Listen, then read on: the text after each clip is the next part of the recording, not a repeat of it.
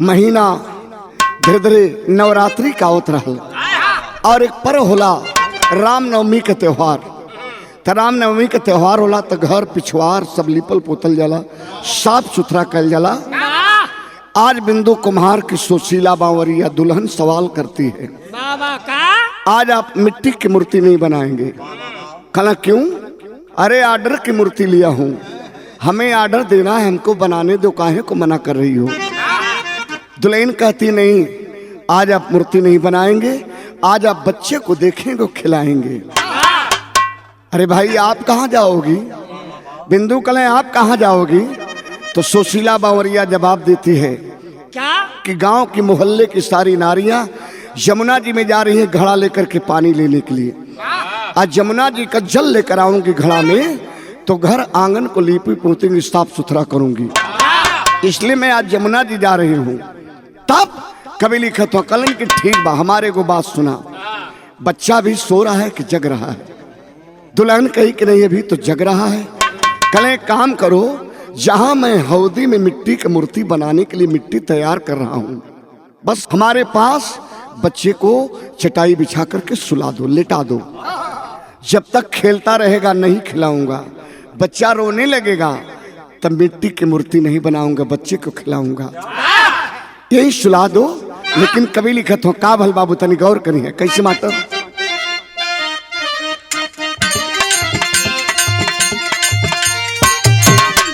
एक दिन बिंदु की पत्नी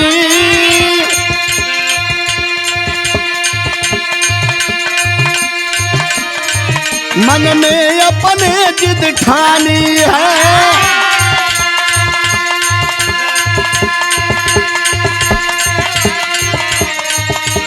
दिखाकर बेटा पति को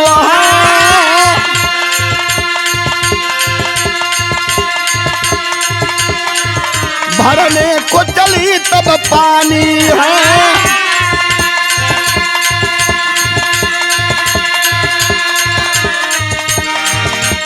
इधर लीन भगती में बिंदु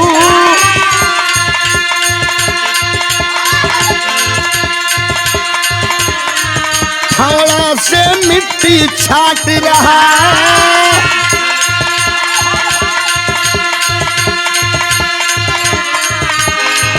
गिर गया लाल उस गड्ढे में, गिर गया लाल उस गड्ढे में, तन बोटी बोटी काट रहा, तन बोटी बोटी।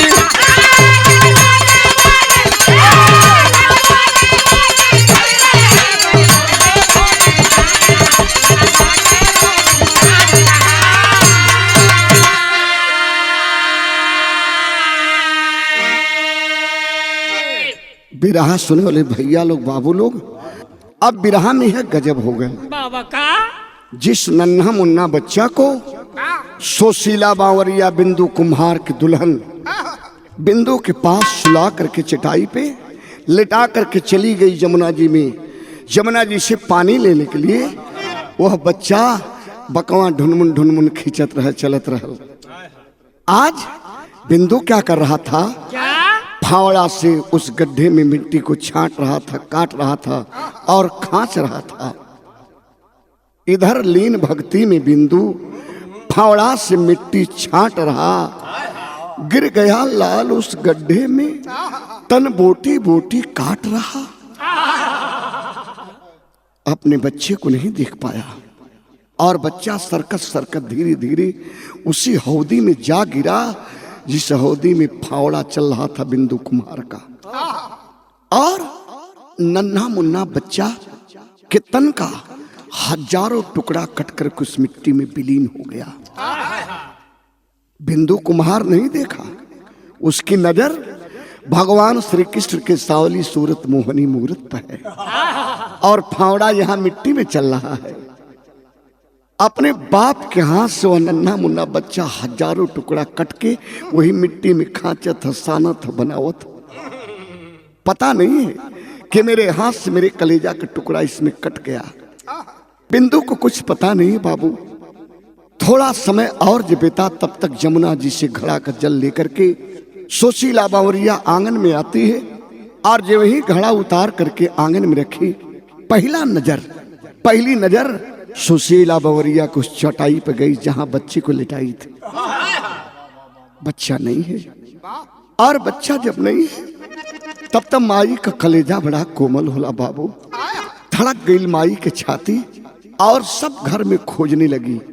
वह तो मिट्टी छांट रहा है, काट रहा है, वो मेरे बच्चे को नहीं देखा। मेरा बच्चा कहीं ढुनमुन चलत चलत कोनो घर आंगन में तनाई गल। सब घर में खोजे थे, दरवाजे पे जाके गोतिन पड़ोसिन से पूछे थे, बहनी लोग हमरे लाल के केहू देखला, हमरे बाबू के केहू देखला, लेकिन कभी लिखत हो का भल तनी गौर करिए बाबू। आवा लाल।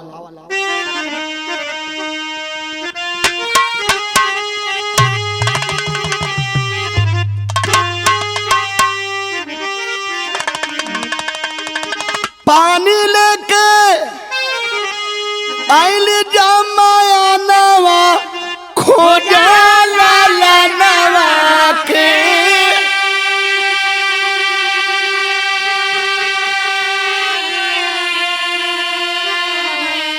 कहवा गईल अखिया का रतनवा खोजा लाला नवा के।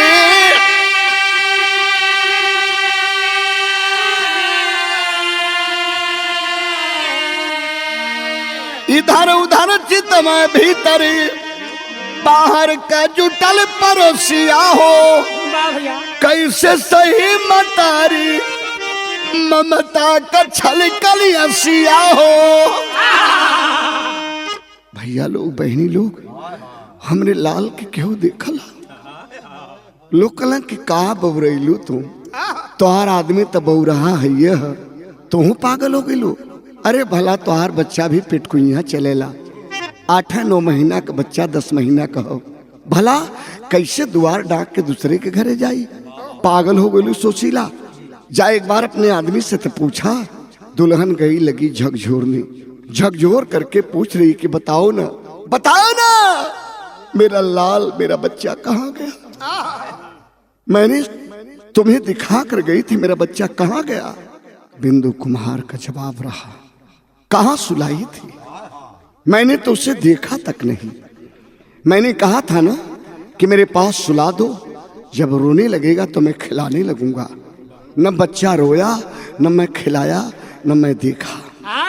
मैं नहीं देखा, झकझोर रही थी। अचानक झकझोरते झकझोरते माँ की नजर उस हौदी की मिट्टी पे पहुंचल, जिस मिट्टी में लाल का बदन तन बदन कट के खचात रहा। जब माई देखली मिट्टी में बाबू, तब का भल तनी ई देखे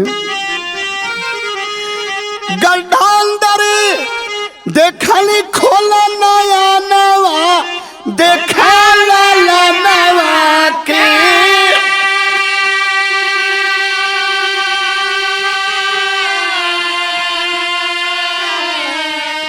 खून से लटपट बोटी बोटी वह तनवा खोजा लाला नवा के।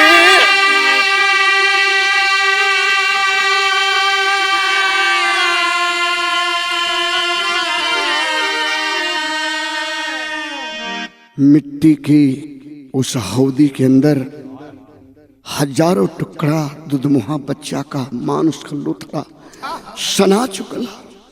और दुल्हन जब अपने लाल की छोटा छोटा हाथ पैर का अंगुली दिखली है, वही मिट्टी में बाहर आ गई। और तनी सा जब होश में आवे तब मिट्टी मांस के लोथड़ा से निकाल निकाल के ही आंचल में रखे, आंचल में रखे, मिट्टी निकाल निकाल के आंचल में रखे। कभी गश्ती खा के बेहोश हो जाए।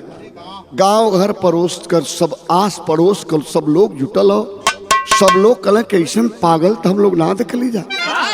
भला उस दुधमुहा बच्चा से इसकी कौन सी दुश्मनी थी जो काट डाला अपने हाथ से, तैसे भी इसके बदले में काटना चाहिए। दुल्हन बेहोश हो जाए, फिर कभी जब होश में आवे तो उसी मिट्टी में इनसे मांस का लोथड़ा लाल का निकाल के आंचल में रखे और अपने पति को धिक्कारे। धिक्कार के का कहे बाबू तनी गौर करिए कैसे मास्टर। आओ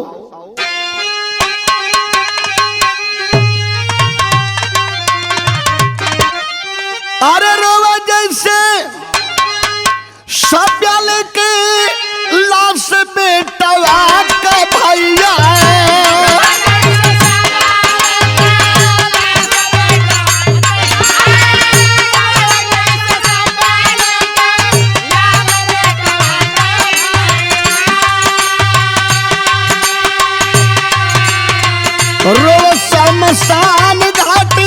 रोवे आसमान।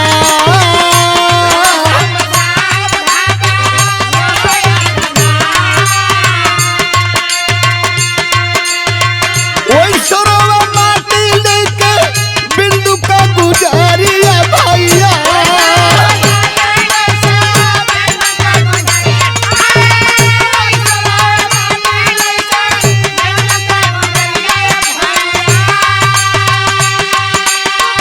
ऊपर पर जाओ तोहर भगती महान।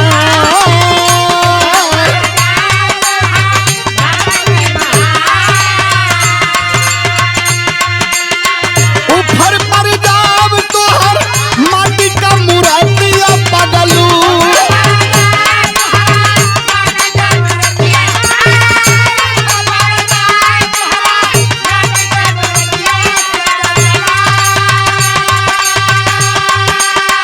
ऊपर पर जाओ तोहर कृष्ण भगवान।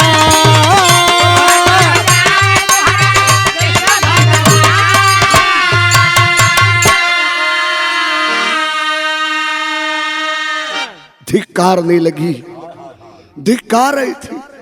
ऊपर पर जा तो हर माटी का मूर्तिया पगलू। ऊपर पर जा तो हर कृष्ण भगवान। जब कहला ऊपर पर जा तो हर कृष्ण भगवान, खड़ा हो गया बिंदु कुमार। कहा सुशीला बस बस, हमें काट डाल, हमें मार दे, लेकिन मेरे भगवान को मत कुछ कर, मेरे भगवान को कुछ मत कर। चूंकि मैं तो भगवान में था, यहाँ क्या हो रहा था मैं नहीं समझ पाया। मैं वहां था, यही काशी नगरी है, बनारस काशी नगरी, बाबा विश्वनाथ की नगरी में धर्म बिक रहा था। धर्म को खरीदने वाला कोई नहीं था। धर्म के रूप में साक्षात राजा हरिश्चंद्र, सत्यवादी राजा हरिश्चंद्र बिक रहे थे। खरीदने वाला कोई नहीं था काशी नगरी में। बाबूजी मिला कौन? काशी नगरी का डोम राजा। डोम राजा सत्यवादी राजा हरिश्चंद्र को काशी नगरी में खरीद लिया और सर पे काला कपड़ा, हाथ में लाठी, बदन पे काला कपड़ा पहना करके शमशान की ड्यूटी करने के लिए, शमशान की रखवाली करने के लिए ड्यूटी लगा दिया। उधर सभ्या दुल्हन, राजा हरिश्चंद्र की दुल्हन तारामती एक ब्राह्मण परिवार के घर चौका बर्तन करके जीवन यापन कर रही थी। छोटा बेटा रोहित बाग से फूल तोड़ करके लाता था तो ब्राह्मण परिवार पूजा करता था। संजोग जिस दिन खराब हुआ बाबू, उस दिन बाग में फूल तोड़ने गया रोहित, सत्यवादी राजा हरिश्चंद्र का बेटा, और रोहित को सर्प डस लिया, रोहित मर गया। क्या करेगी सभ्या तारामती? अपने उस बच्चे रोहित को लेकर के रात के बेला में शमशान पहुंचती है, चिता लगा देती है और चिते पे बेटे की लाश रख देती है। आग की जब गुहार करती है तारामती, तो राजा हरिश्चंद्र कहे कि यह शमशान है, यहाँ कर दे करके तब अपने बच्चे की लाश जला सकती हो। फक करके रोने लगी वह तारामती। स्वामी, क्या यह लाल मेरा ही है? यह लाल आपका नहीं है। आप मुझसे कर मांग रहे हो। मैं एक ब्राह्मण के घर चौका बर्तन करके जीवन यापन करती हूँ और आप मुझसे कर मांग रहे हैं। यह आपका बेटा नहीं है। तब राजा हरिश्चंद्र कहे, सुनो सुनो तारा, यह शमशान है। इस शमशान पे न किसी का कोई बेटा है, न किसी को कोई बाप है, न किसी को कोई दुल्हन है, न किसी को कोई पति है। इस बात को जब राजा हरिश्चंद्र अपनी दुल्हन से कहे कि शमशान पे न किसी को कोई बाप है, न किसी को कोई बेटा है, न किसी का कोई पति है, न किसी का कोई दुल्हन है, यह शमशान है। उसी समय बाबूजी लोग शमशान फक करके रो पड़ा। शमशान रो दिया और आसमान रो दिया। शमशान रो पड़ा और आसमान रो पड़ा। ठीक उसी प्रकार से बिंदु कुम्हार की दुल्हन सुशीला बवरिया कही कि ऊपर पर जा तो हर ईश्वर भक्ति, ऊपर पर जा तो हर श्री कृष्ण भगवान। खड़ा हो गया हाथ जोड़ करके, और हाथ जोड़ करके वह बिंदु कुमार रोने लगा, कहा कि प्रभु हमरे हाथ से हमरे कलेजा का टुकड़ा कट गल और मैं तो आप में था, आप मुझे रोका नहीं। एक बार रोक दी होती कि मत चला फावड़ा, उस फावड़े से तुम्हारे कलेजा का टुकड़ा कट रहा तो शायद मैं रुक गया होता। रोवत है का कहे बाबू, तरी गौर करी है। बिंदु रोवा भगती में अलग गइल नितगिया भगवन, लग गइल नितगिया भगवन।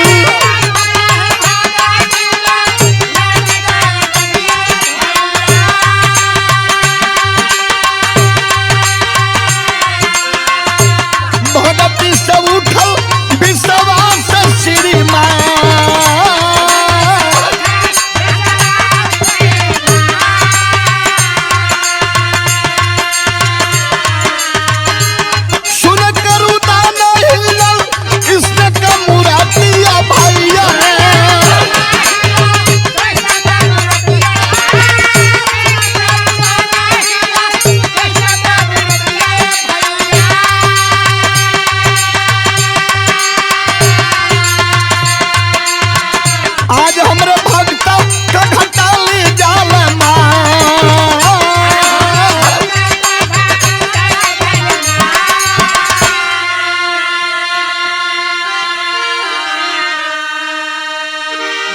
सारे लोग तमतमा गए।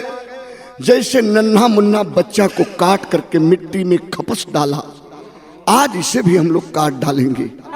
इतना बड़ा पागल नहीं देखा हम लोगों ने। रो रहा था बिंदु हाथ जोड़ करके, हाथ में मिट्टी लगी है जो मिट्टी खून से बिल्कुल रंगीन है। रो रहा था कि प्रभु जमाने के लोगों को मैं क्या जवाब दूंगा।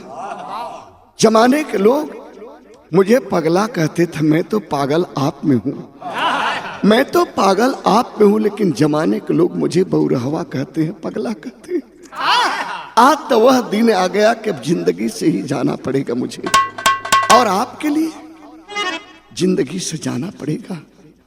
भगवान की आंख से आंसू छलक गए, भगवान रोने लगे। भगवान रोने लगे, देख कौन रहा था? जो अटल भक्ति के विश्वास मान करके आराध्य देव माना था, वह बिंदु कुमार देख रहा था और लोगों से कह रहा था कि तुम लोग हमें काटोगे ना, देखो मेरे भगवान मेरे लिए रो रहे, देखो मेरे भगवान मेरे लिए रो रहे। हमारे भगवान को तुम लोग रुला दिए। लोग कलन के अभिन्न ड्रामा कर था, एक भगवान के दिखाई देते हूँ। अपने लड़का के कार्ड लेके ना देखा था कि दुल्हन मर जाल चाहे ले, आई भगवान के देखा था कि भगवान रोत हो। उठा ली बांसुरी मनमोहन, भगवान श्री कृष्ण यदुकुल भूषण योगेश्वर श्री कृष्ण बांसुरी होठ पे रखे, लब पे रखे और मंद मंद बांसुरी फूकने लगे। बांसुरी की आवाज जब निकलने लगी तो लोग मंत्र मुग्ध होने लगे और अपने भक्त के लिए भगवान को एक चमत्कार दिखाना पड़ा। कैसा चमत्कार बाबू? प्रमाण है। कैसे मास्टर?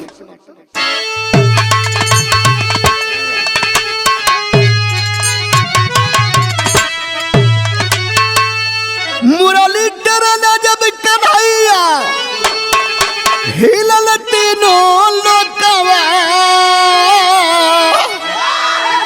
रोवत मटिया से निकलल बिंदु का बेटा।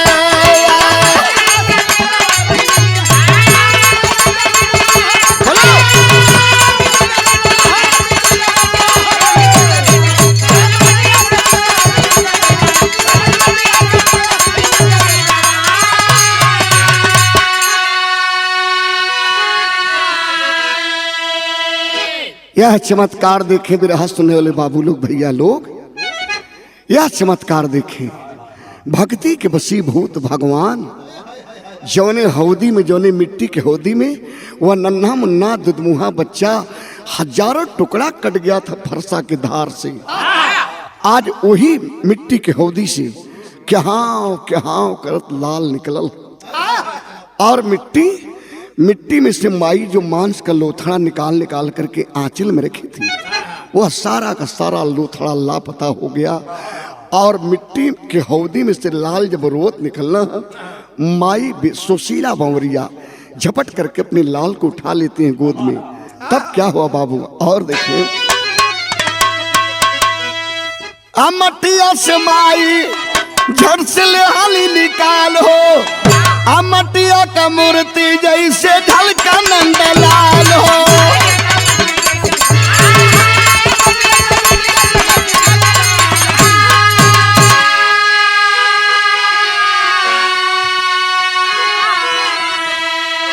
लेके गोदी में मतारी तपियावा दूधावा, रोवत मटिया से निकल बिंदु का बेटा।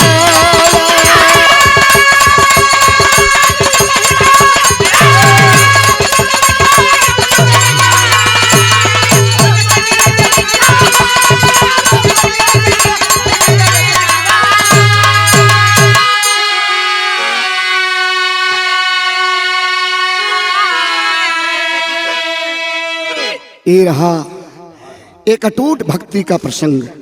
और हमारे वीरेंद्र भैया किरण म्यूजिक के हेड ऑफ डिपार्टमेंट जो हैं, भैया की बड़ी मांग थी, भैया कोई अलग पहचान जो आपकी पहचान है उससे छोड़िए। तो इस विरह को आप खूब सुने और किरण म्यूजिक के चैनल को, इस म्यूजिक को आप आशीर्वाद प्यार देते रहें। और हम लोग इस चैनल के माध्यम से, इस किरण म्यूजिक के माध्यम से बढ़िया बढ़िया गीत, बढ़िया बढ़िया विरह लेकर के आपके बीच में हमेशा आते रहेंगे, आपके बढ़िया बढ़िया विरह सुनाते रहेंगे। बहुत बहुत धन्यवाद वीरेंद्र भैया के, बहुत बहुत प्रणाम।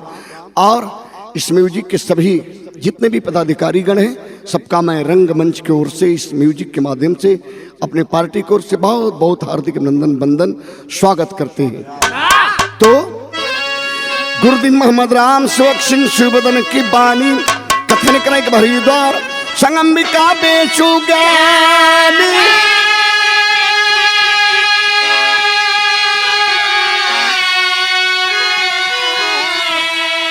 अरे बिंदु की भगत भारी पड़ गई, बेचू राम जन्म भक्ति में शक्ति सारी।